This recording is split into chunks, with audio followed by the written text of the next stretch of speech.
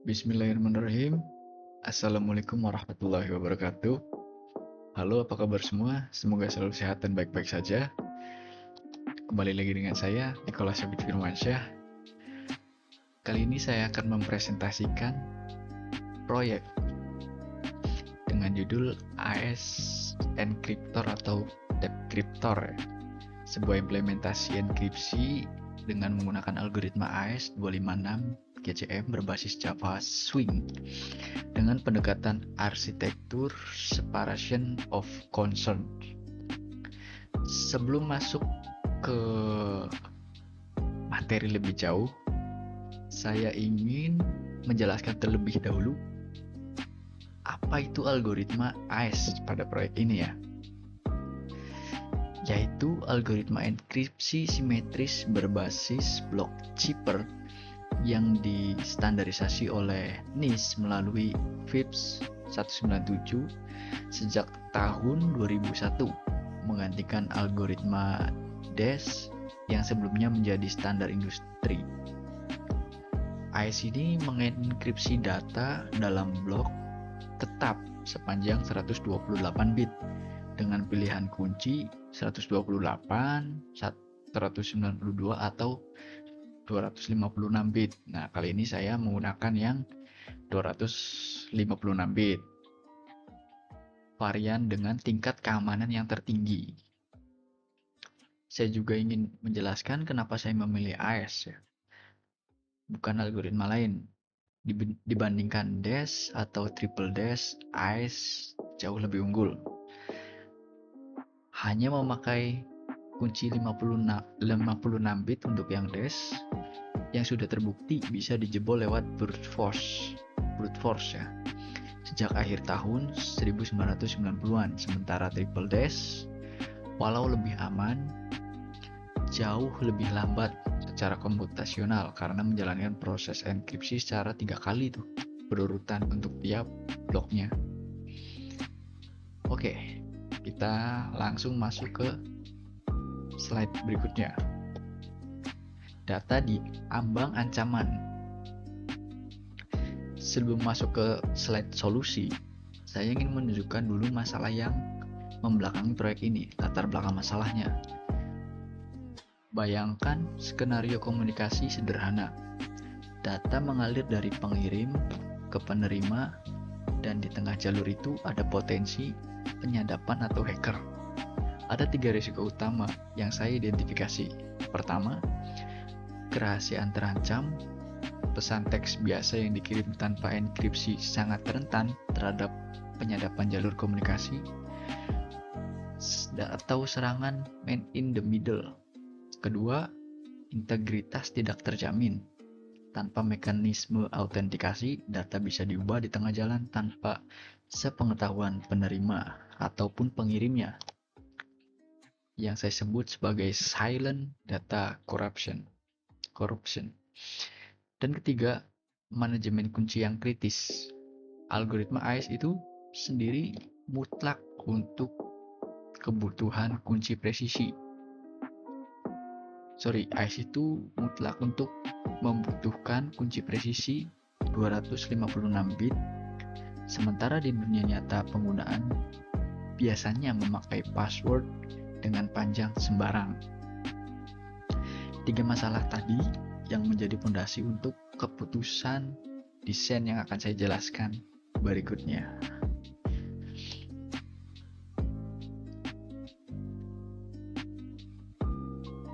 Oke, pada slide ini yaitu pemetaan CIA Triad. Untuk menjawab 3 risiko tadi, saya memetakan ke framework keamanan standar yaitu CIA Triad. CIA itu apa? Kepanjangan dari Confidentiality, Integrity, and Availability. Confidentiality saya implementasikan penuh. Data dienkripsi sepenuhnya dan tanpa kunci yang tepat. Tidak ada akses pembacaan sama sekali. Integrity juga saya implementasikan penuh, dilindungi oleh authentication tag 128 bit dari GCM. Jika satu bit saja dimanipulasi, sistem menolak deskripsi secara total tanpa kompromi. Sementara itu, availability sengaja saya tandai sebagai out of scope. Proyek ini fokus absolut pada perlindungan konten data, bukan pada ketersediaan layanan seperti uptime server atau load balancing. Saya ingin transparan sejak awal soal batasan scope ini. Selanjutnya ada slide 4, yaitu evolusi mode operasi AES. Pertanyaan berikutnya, dari sekian banyak mode operasi AES yang tersedia, kenapa saya memilih GCM? Mari kita bandingkan 3 mode, yaitu ada ACB, CBC, dan GCM. Karena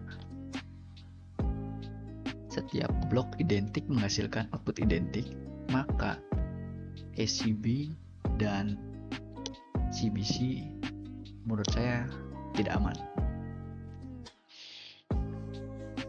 karena ini sangat rentan terhadap frekuensi analisis attack.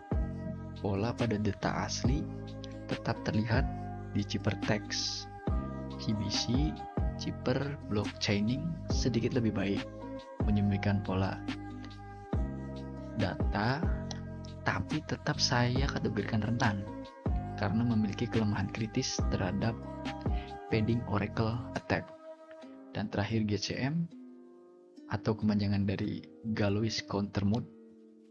Ini saya pilih sebagai standar emas untuk proyek ini karena GCM merupakan autentikasi enkripsi, disingkat AEAD, yang melakukan enkripsi dan autentikasi sekaligus dalam satu operasi, menggunakan 4 yang unik di setiap enkripsi, 1 V, dan yang paling penting, tahan terhadap manipulasi data. Selanjutnya slide 5 itu ada arsitektur bersih atau separation of concerns, SOC. Sekarang masuk ke sisi arsitektur perangkat lunaknya. Saya menerapkan prinsip separation of concern, memisahkan sistem menjadi 2 layer utama. Layer pertama adalah cryptography engine layer. Di dalam file AES util.java, layer ini murni berisi logika kriptografi seperti drive key untuk hashing, encrypt dengan konfigurasi AES atau GCM no padding, decrypt dengan verifikasi AEAD, membangkitkan 4 lewat skew random, dan packing data lewat byte buffer. Layer kedua adalah GUI layer. Di file AES Encryptor nanti, yang menangani inisialis frame-nya untuk setup window, custom tab, event handler, dan do decrypt serta error routing. GUI layer ini memanggil cryptography engine layer. Arahnya satu arah, sehingga logika kriptografi sama sekali tidak bergantung pada tampilan. Satu catatan menarik soal efisiensi kompilasi. Dari hanya 2 file sumber, .java ini dihasilkan 15 file kelas saat dikompilasi, karena JVM menangani anonymous inner class secara mandiri. Ini membuktikan bahwa modularitas tinggi tetap tercapai tanpa satupun dependensi eksternal. Slide berikutnya ada key derivation dan injeksi 4. Mari kita masuk lebih dalam ke anatomi kriptografinya ya. Dimulai dari 2 komponen paling fundamental, yaitu key derivation dan initialization vector. Untuk key derivation, input password lebih panjang maupun pendek saya proses melalui SHA-256 menggunakan message digest, dan hasilnya adalah secret key spec sepanjang tepat 32 byte atau 265 bit. Proses ini mengonversi password sembarang ataupun menjadi kunci kriptografis yang presisi absolut dan deterministik. Password yang sama akan selalu menghasilkan key yang sama persis. Untuk initialization vektor, saya menggunakan secure random yang mengambil entropi langsung dari sistem operasi, menghasilkan 4 secara acak sepanjang 12 byte atau 96 bit. Ini adalah standar rekomendasi NIST untuk GCM. Efeknya penting sekali. Plain text dan password yang sama akan tetap menghasilkan ciphertext yang berbeda total pada setiap eksekusi, sehingga analisis frekuensi menjadi mustahil dilakukan. Tidak bisa brute force. Slide berikutnya ada struktur payload data, pembungkusan tahan peluru. Saya menganalisanya seperti itu. Setelah proses enkripsi selesai, muncul pertanyaan praktis tentunya, bagaimana 4 ciphertext dan authentication tag ini dikemas menjadi satu string yang bisa dikirimkan dengan aman. Nah, untuk menjawab itu, saya merancang struktur payload seperti ini. 1 byte pertama untuk menyimpan panjang 4, diikuti 12 byte nilai 4 itu sendiri. Kemudian, ciphertext mentah dengan panjang n byte sesuai panjang plain text. Dan terakhir 16 byte authentication tag dari GCM. Seluruh struktur ini saya susun dalam memori menggunakan byte buffer packing, lalu di-encode menjadi format base64. Tujuannya sederhana, tapi krusial. Menjamin string keluar ini aman, dikirim lewat email, disimpan di file teks biasa, ataupun ditempel di aplikasi perpesanan apapun tanpa resiko karakter biner yang rusak di tengah jalan. Selanjutnya, slide 8 ada pipa eksekusi alur proses enkripsi. Sekarang saya rangkum seluruh proses enkripsi ini menjadi satu pipeline eksekusi dengan 6 langkah. Langkah pertama yaitu validasi input. Sistem menolak plain text atau sandi yang kosong sejak awal. Langkah kedua, derive key sandi di hash lewat SHA-256 menjadi array byte sepanjang 32. Langkah 3, generate 4. Hasilkan 12 byte entropi unik via secure random. Langkah keempat,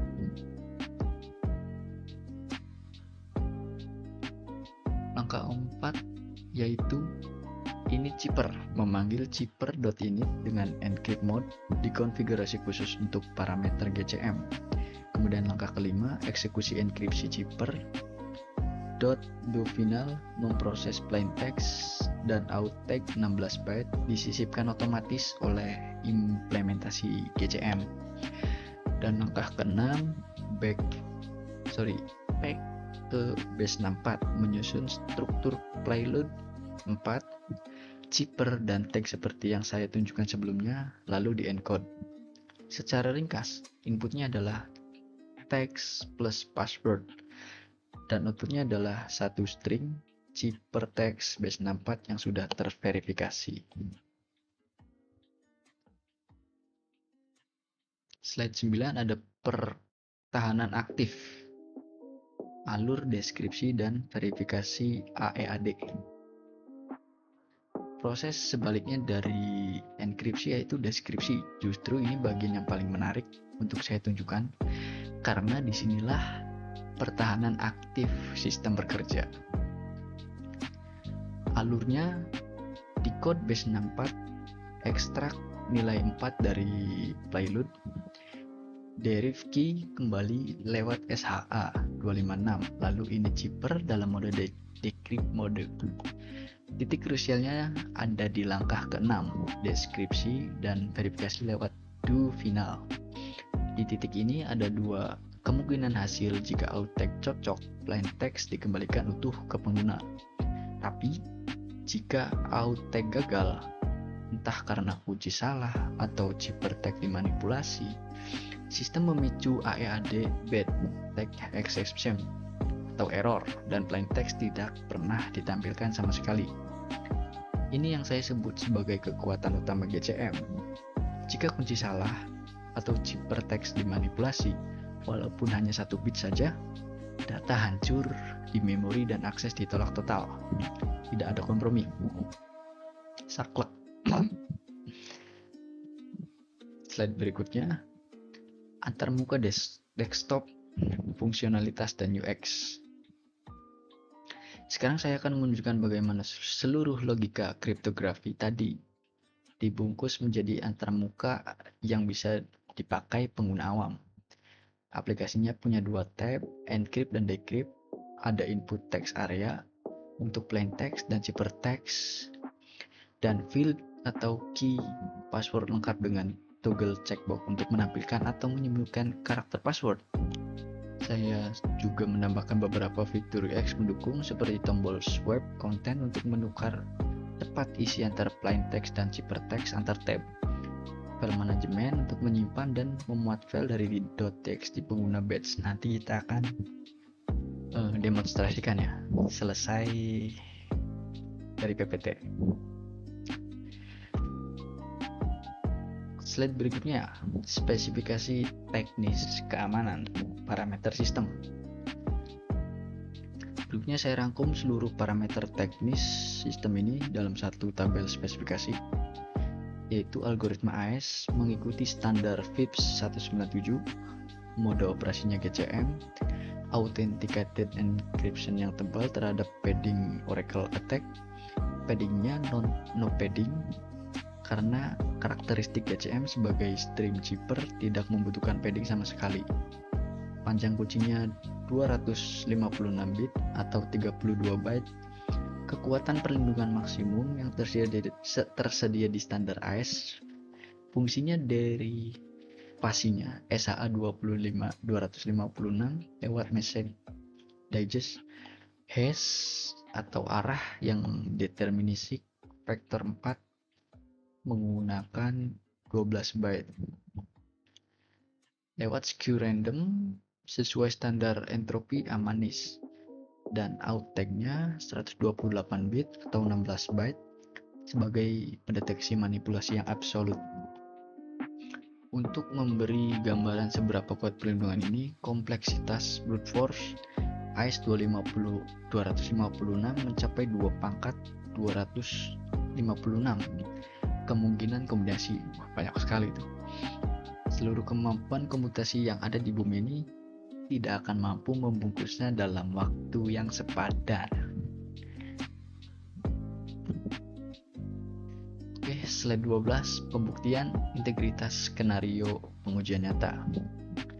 Klaim teknis tadi tentu harus dibuktikan hanya dengan nanti kita mempresentasikan demonya ya, bukan hanya teori seperti ini. Jadi saya akan melakukan 3 skenario pengujian terhadap sistem ini. Skenario pertama, kondisi normal, saya enkripsi teks nanti sekalian demo ya.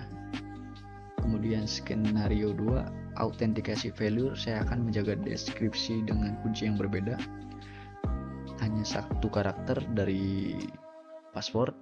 Skenario ketiga, dan ini paling penting, data tampering. Saya mengubah 1 karakter aja pada ciphertext nanti ketika demo, apakah itu hasilnya error atau lolos gitu. Kalau lolos berarti kita gagal, kalau error berarti kita berhasil karena si ciphertextnya nanti kita akan coba ubah gitu. Oke, kita masuk ke kesimpulan. 4 pilar integritas sistem.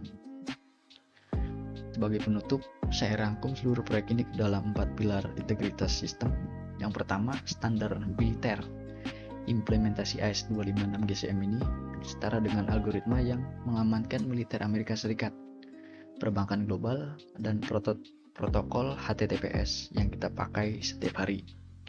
Kedua, keamanan berlapis. Sistem ini mencapai dua tujuan secara simultan. Confidentiality lewat enkripsi dan integrity lewat aplikasi auth tag 128 bit. Ketiga, arsitektur bersih, prinsip separation of concern SOC tadi yang saya terapkan membuat mesin kriptografi murni terpisah dari yang termuka, sehingga sistem modular dan sangat maintainable. Dan keempat, zero dependency. Seluruh sistem ini dibangun mandiri hanya menggunakan JavaX.crypto dan JavaX Swing, ringan, self-sustaining, murni memakai spesifikasi standar JVM tanpa pustaka pihak ketiga. Proyek ini membuktikan keamanan data bukan sekedar teori akademis, melainkan implementasi yang nyata dan dapat dijalankan dan diandalkan. Oke, berikutnya nanti kita akan mulai untuk demonstrasi. Oke, kita coba demokan aplikasinya. Pertama kita run Java dulu. Nah, muncul tampilan UI dari aplikasi proyek saya kali ini. Sebelum kita coba, saya akan menjelaskan sedikit untuk alur enkripsi dan deskripsinya. Pada proyek ini dibagi menjadi dua kelas dengan tanggung jawabnya yang terpisah, yaitu ada AES Encryptor app.java dan AES util.java. Keduanya berinteraksi lewat dua metode, AES util.encrypt dan AES util.decrypt. Oke, alur enkripsinya. Pertama itu user akan menginput kunci dan plain text, tidak boleh kosong. Kemudian AES util.encrypt akan mengencrypt plain text tersebut bukan beserta ya, bahasanya kayak plain text ini hasilnya adalah ciphertext yang dikunci. Itu kuncinya tuh sebagai validasi.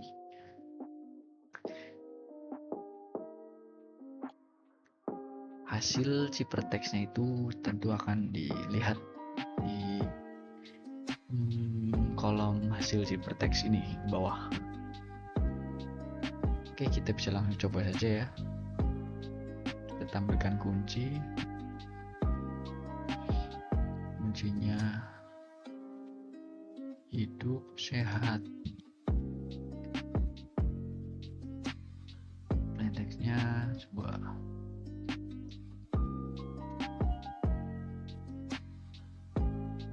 kita enkripsi sekarang. Nah, ini ada bukan notif ya guys, seperti keterangan gitu, lebih tepatnya enkripsi berhasil 18 byte 64 karakter dengan base 64. Kemudian kita akan lihat deskripsinya.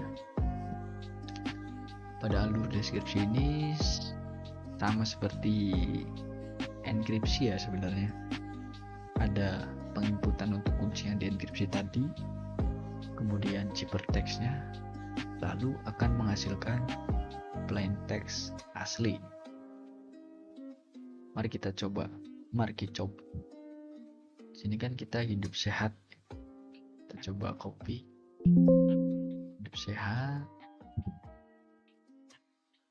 Salah.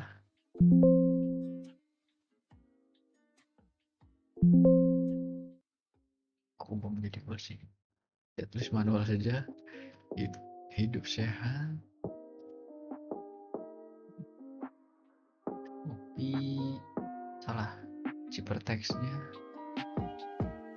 salin. Oke. Tempel. kita deskripsi sekarang. Hidup sehat, OT-nya 2, sorry. Nah, ketika kuncinya beda, walaupun hanya satu huruf, maka tidak ada toleransi, akan salah dan hasil plain text-nya tidak akan muncul.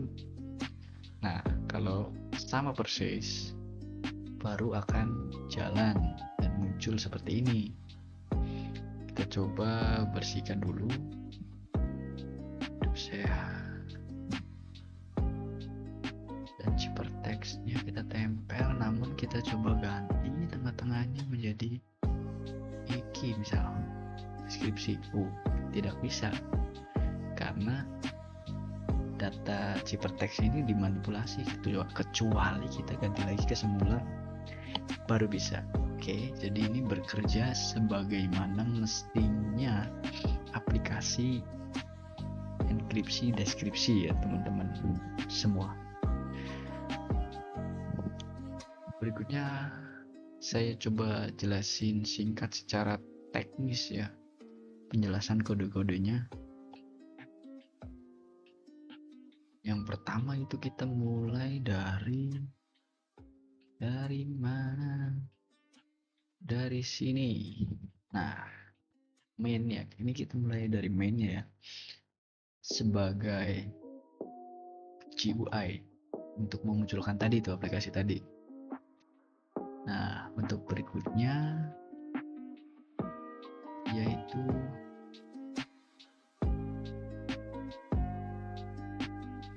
sebentar.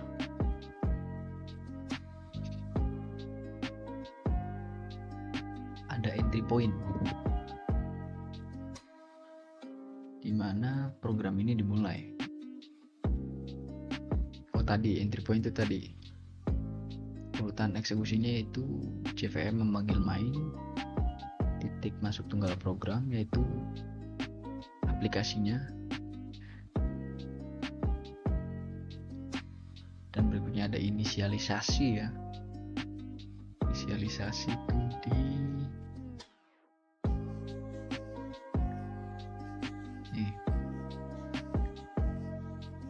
konstruktor aplikasi utama dipanggil saat objek enkriptor dibuat, menginisialisasi frame window, membangun seluruh komponen UI, lalu menampilkan jendela aplikasi ke layar. Kemudian ada state management, tidak ada database atau file config pada proyek kali ini.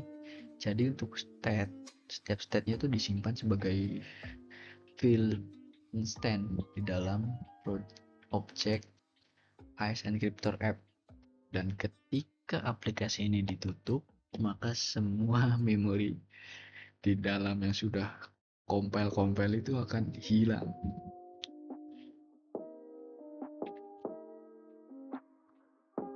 Selanjutnya ada alur logika placeholder dan teks pada GT text area ya, di baris 757. Coba kita cek, seingat saya di baris 757-an. Ini ada betul membuat teks area dan placeholder teks. GT text area bawaan Java tidak mendukung placeholder. Mekanisme ini diimplementasikan manual menggunakan dua flag state. Jadi inisialisasi kemudian fokus teks sama dengan placeholder tadi. Kemudian jika blur placeholder maka blur itu kosong ya. Blur atau teksnya kosong, dianggap kosong lah. Maka itu tidak ada perubahan dan gagal gitu.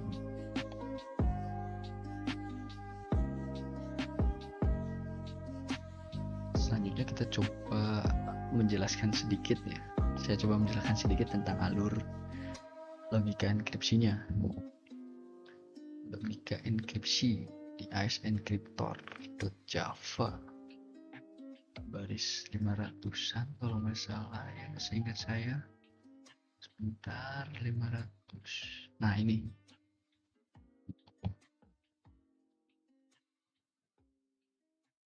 Jadi ada validasi, pola yang digunakan itu ada validasi, delegasi, dan update state. Pada do encrypt hanya menjadi orkestrator ya, ia tidak tahu cara AES bekerja, hanya tahu cara membaca input dan menulis output. Do encrypt ini nih, intinya seperti itu. Kalau mau dibaca silakan dijeda, baca sendiri. Logikanya seperti itu. Dan masuk ke dalam inti kriptografinya ada di baris ratusan. Kita lihat dulu teman-teman. Sorry agak bisik-bisik ya, udah malam. 101.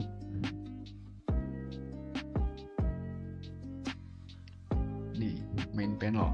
Membangun panel aplikasi dengan layout, border layout, struktur header node, plus tab, pen, enkripsi, deskripsi secara center. Ini adalah jantung program. Seluruh proses berlangsung di satu metode. Langkah pertama yaitu key derivation via SHA 256,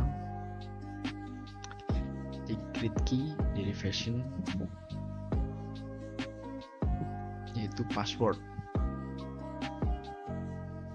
Di dalam derive key ada yang namanya message digest. Intinya dari delivery key itu ada berupa message digest yang akan di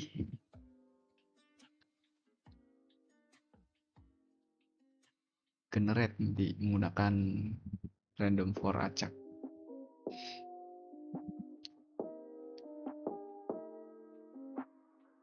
Oke, sekiranya segitu saja presentasi dari saya kali ini, kurang lebihnya mohon maaf.